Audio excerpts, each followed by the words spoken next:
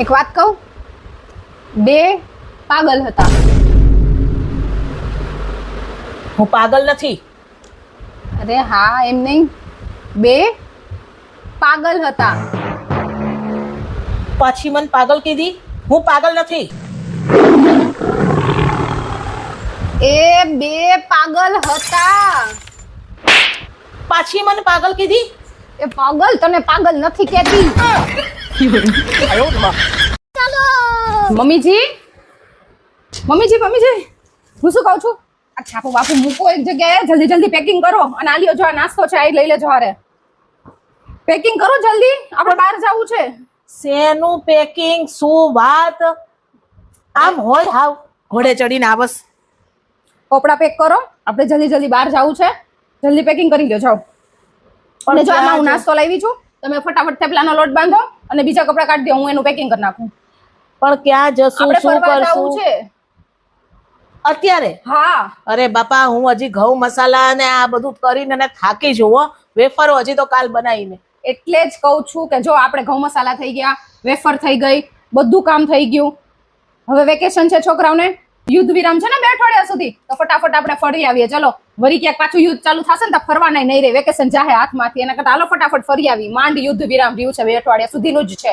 ફટાફટ હાલો આપણે જઈએ. ચલો ચલો, જલ્દી જલ્દી તમે થેપલાનો લોટ બાંધો. પણ આપણે જ્યાં જશું અને ત્યાં ગયા પછી યુદ્ધ ચાલુ થયું પાછું તો અને યાર એ શું થોડાક દિવસ પછી રહેશું એટલે મફત કોઈ રહેવા દેશે આપણને? આપણું ઘર છે ત્યાં. હોટલના ભાડા તમે નહીં. શું કામ ચિંતા કરો છો? અલી, હોટલના ભાડા કેટલા માથે ચડે? અને યુદ્ધ પૂરું ના થયું તો બે બોમ ન્યાય ફોડતા આવશું આપણે. હાલો ને, જાઓ ને, હાલો હાલો. મારે લાંબુ જીવવું છે તો હું શું કરી શકું? સવારે 4 થી 5 વાગ્યા વચ્ચે ઉઠી જવાનું. 6 થી 7 વાગ્યા સુધી ચાલવા જવાનું.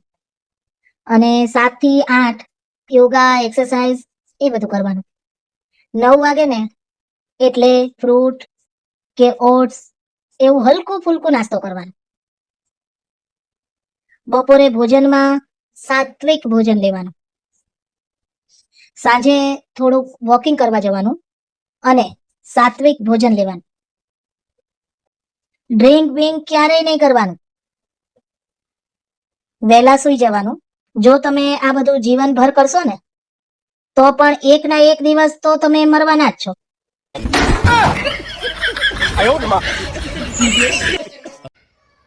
શું છે નાસ્તામાં છે?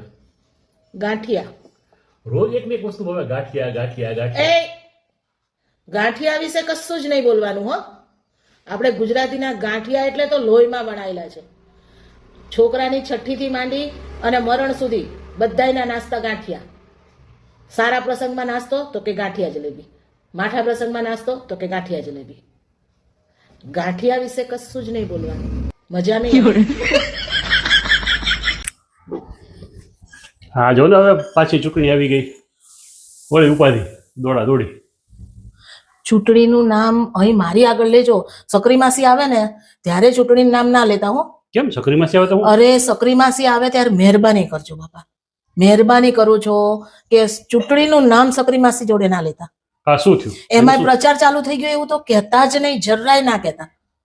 કા એને શું ચૂંટણી એને શું વાંધો? એ ક્યાં અરે. ચૂંટણી લડે છે? એના ઘરના કોઈ લડે, છોકરા લડે, એને શું વાંધો હોય? કોઈ નથી લડતું તોય સકરી માસીની સામે ચૂંટણીનું નામ ના લેતા. બરોબર. અને શંભુ માસાના તો કહેતા જ નહીં ચૂંટણીનો પ્રચાર ચાલુ થઈ ગયો. શંભુ માસા તો બહાર નીકળતા ખબર તો પડે, પણ કાંઈ વાંધો નહીં, ઓછા નીકળે છે એટલે આપણને દઈએ, આપણે બોલીએ. સકરી માસી અને શંભુ માસા જોડે ચૂંટણીનો પ્રચારની વાત નહીં કરવાની. અને તમને ખબર છે ગયા વર્ષે તો સકરી માસીને બિચારાની ચૂંટણી ચાલુ થઈને આ પ્રચારો ચાલુ થયા ને ત્યારના ડિપ્રેશનમાં આવી ગયા હતા. અને બીપી લો થઈ ગયું હતું બિચારાને અને ખર્ચાના ખાડામાં ઉતરી ગયા હતા. કેમ બે માસા ને માસી બે અલગ અલગ રાજકીય વિચારધારા ધરાવે છે? હવે હું તમે આ બોલો છો રાજકીય, એ લોકોને રાજકીય વિચારધારાનું ને એનો કઈ દૂર દૂરના નાતા નથી. તો પછી છે ને વાંધા પડે એને. પણ સકરી માસીના તકલીફ છે, ચૂંટણી ચાલુ થાય ને એટલે સકરી માસી જોડે જવાનું નહીં. તમને ખબર છે એનું મગજ કેવું થઈ ગયું છે? એના ઘરે જાય ને કોઈ કે એ કોઈના ઘરે જાય એની આગળ ચૂંટણીનો વાત કરે ને તો ડિપ્રેશનમાં આવી જાય છે. પાણી પાણી થવા માંડે, હાથ પગ ઢીલા થવા માંડે, પરસેવે રેપ જેપ થઈ જાય, આવું બધું થવા માંડે છે. ચૂંટણીની આવી અસર? અરે તો શંભુ માસાને તો કહેતા જ નહીં, જરાય ના કહેતા. કે ચૂંટણી ચાલુ થઈ, ચૂંટણીને પ્રચાર ચાલુ થઈ ગયા, અને એમને તો ખાસ કરીને પાર્ટીઓ ચાલુ થઈ ગઈ ને એ તો જરાય ના કહેતા. તાવા પાર્ટી, ભજીયા પાર્ટીનું નામ જ ના લેતા.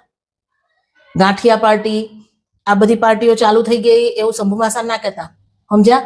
કેમ શું? નકર સૌકરી માસી તમને આવીને મારશે. લે ચકરીમાંથી મને શું કામ મારે? મારે છે બધાયને.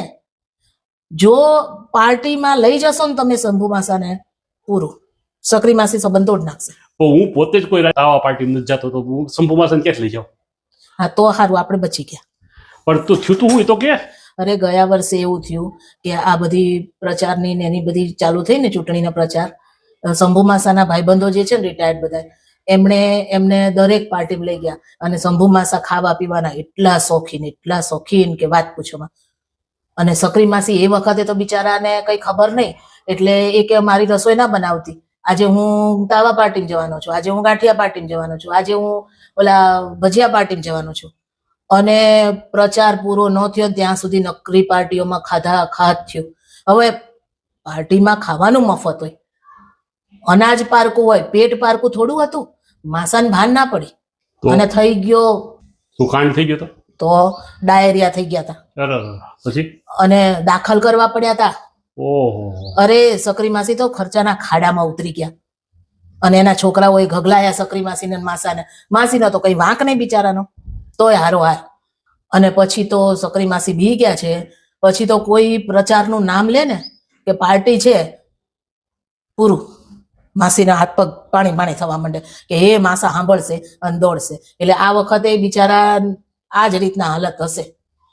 આપણે છે ને એની ઘરે જવું નથી, અને માસી આવે ત્યારે ધ્યાન રાખવાનું. છોકરાઓને કહી દેજે, બાપુજીને કહી દેજે કે ભાઈ આ આવે ત્યારે આવું બોલવું નહીં. તારી મમ્મીને ખાસ કહેજે ફોન ન કરે. મારી મમ્મી ક્યાં ફોન કરે એમને? તારી મમ્મી ઘણી વાર એની યાર વાત કરતા હોય છે. મારી મમ્મીને તો ખબર છે, કેમ કે હોસ્પિટલમાં ટિફિન ને મેનુ અમારા ઘરેથી જ જતું હતું. તમે ધ્યાન રાખજો ને, બીજા બધાની મેલોન પડતું. ગામ આખાની પંચાયત કરો છો, તમે તમારું કરો ને. શું જય આવ્યા સત્સંગમાં? અરે હા, આ સત્સંગમાં ઓલા શારદા માસી કેવું કર્યું ખબર તને? શું? શારદા માસી ફાંકા મારતા હતા એવા ને. શારદા માસી શું કે ખબર છે? મારા ઘરવાળાનો પગાર તો 50,000 છે, 50,000. તો ઓલા શાંતા માસી વળી રહી જતા હતા ને, તો શાંતા માસી શું કે ખબર છે? એ કે મારા ઘરવાળાનો પગાર તો 70,000 છે. એટલે મેં પછી કઈ બાકી જ ના રાખ્યું ને. તમે શું બોલ્યા? મેં શું કીધું ખબર છે? મેં કીધું મારા ઘરવાળાનો પગાર તો 90,000 છે અને મારો છોકરો તો 1.25 લાખ રૂપિયો કમાય છે. આ ઓલા શાંતા માસી આપણા શેરીવાળા? હા, તમે વાયરાને ભગા. કેમ શું થયું? હું જે આજે શાંતા માસી પાસે 1,000 રૂપિયા ઉછીના લઈ આવી. મેં કીધું પગાર આવશે ને માસી તો દઈ દઈશ, હમણાં થોડીક તાણ છે ને તો આપો ને.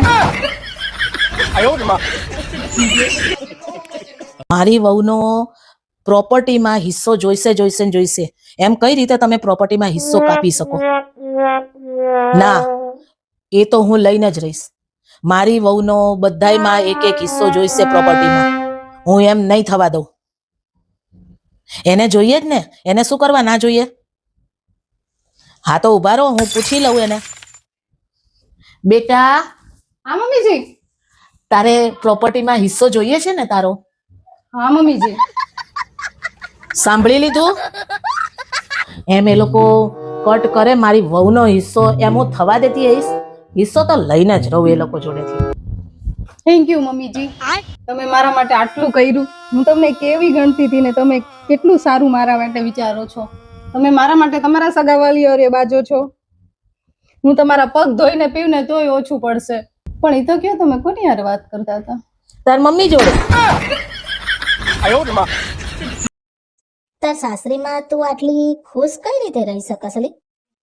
સાંભળ, સાસરીમાં કોઈ દિવસ કોઈ જોડે ખોટી ભેજામારી નહીં કરવાની. એમ કે ત્રીજું વિશ્વયુદ્ધ ચાલુ થઈ ગયું છે, તેમ કહેવાનું હા તમારી વાત એકદમ સાચી છે. હજી કાલે જ ધાબા ઉપર એક બોમ્બ પડ્યો હતો. જોયો તો? કાલ હાથી ઉડતો હતો અને ઉડતો છે ને અમારા અગાસીએ બેઠો હતો. તો આવડું મોટું બાકોરું પડી ગયું અગાસી. જો આ પ્રકાશ આવે છે ને એ એનો જ છે. હા મેં જોયો તો ને, ધડામ દઈને અવાજ આવ્યો તો હું બે બાકડી બહાર નીકળી ગઈ હતી. ખારો શું મોટું બાકોરું પડી ગયું છે કા?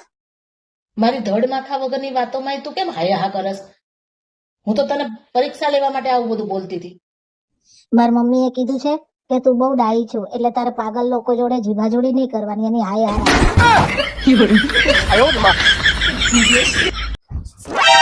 ઓય આ બટેટા કેમ આવા સડેલા લાવ્યા છો? જોઈને તો લાવ્યો છું, બધા બરોબર જ હતા. જોઈને લાવ્યા તોય કેમ સડેલા નીકળે છે? આ તારી જેમ તને જોઈને જ લાયા હતા ને.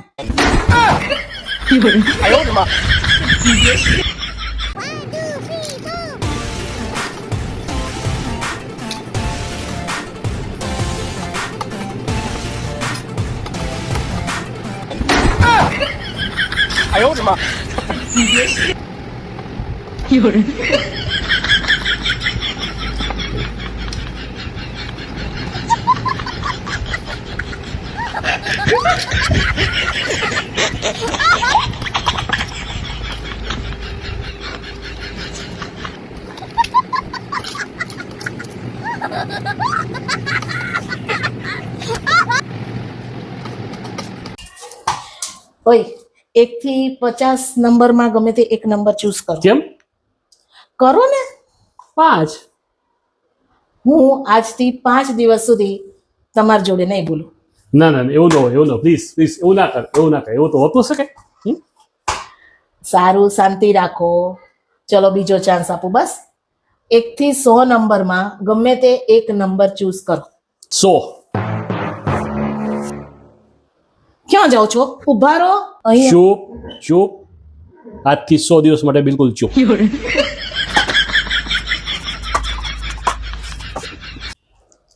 આ વખતે વેકેશનમાં ક્યાં જવાનું દીકાને?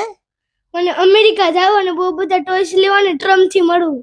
ઓહો, મારે તો છે ને આ વેકેશનમાં તાર સસરાને કેવું છે કે કૈલાસ માનસરોવર લઈ જાઓ.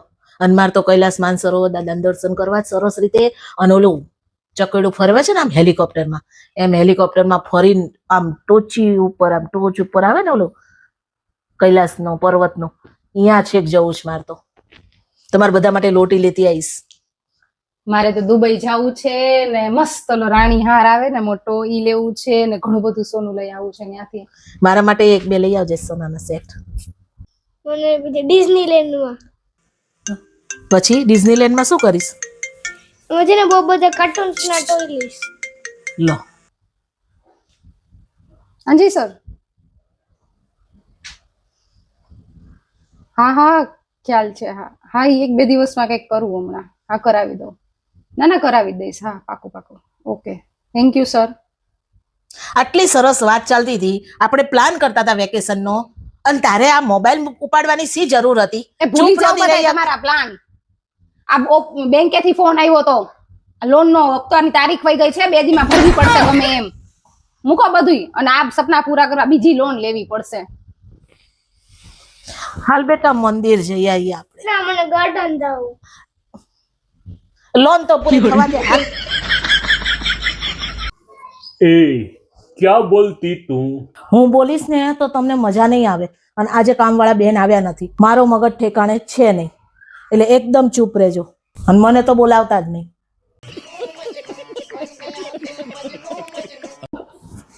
હું લાઈટ ચાલુ રાખીને આ ભડકા કર્યા ને માથે ઓડીને ઊભી, શું છે?